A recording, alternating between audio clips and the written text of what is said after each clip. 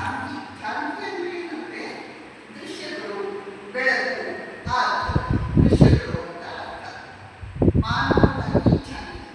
ಅದರಲ್ಲಿ ಮೊದಲನೇ ಕಥೆ ಇವತ್ತು ನೋಡೋಣ. ಸ್ವಾಮಿ ಜಪಾನಂದರು ಹಿಮಾಲಯ ಪ್ರದೇಶದಲ್ಲಿ ಪರಿವ್ರಜನ ಅಥವಾ ಕಾಲ್ನಡಿಗೆಯಲ್ಲಿ ಸಂಚಾರ ಮಾಡ್ತಾ ಇದ್ರು. ಹೇಗೆ ಅಂತ ಬರುತ್ತೆ, ಅಲ್ಲಿ ನಡೆದುಕೊಂಡು ಹೋಗ್ತಾ ಇದ್ರು.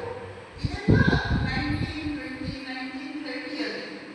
ಅವಾಗ ಇವತ್ತಿನಷ್ಟು ಬೆಳವಣಿಗೆ ಎಲ್ಲ ಇರಲಿಲ್ಲ. ಅವರು ದೆಹಲಿ ಪ್ರದೇಶದಲ್ಲಿ ನಡೆದುಕೊಂಡು ಹೋಗ್ತಾ ಇದ್ದಾರೆ.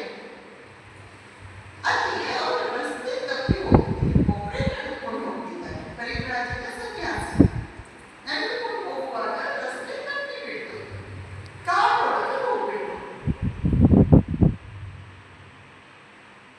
ಸರಿಯಾದ ರಸ್ತೆಗೆ ಹೋಗಿ ಸೇರ್ಕೊಳ್ಳೋಣ ಅಂತ ಅವರು ಪ್ರಯತ್ನ ಮಾಡ್ತಾ ಮುಂದುವರಿತಾ ಇದ್ದಾರೆ.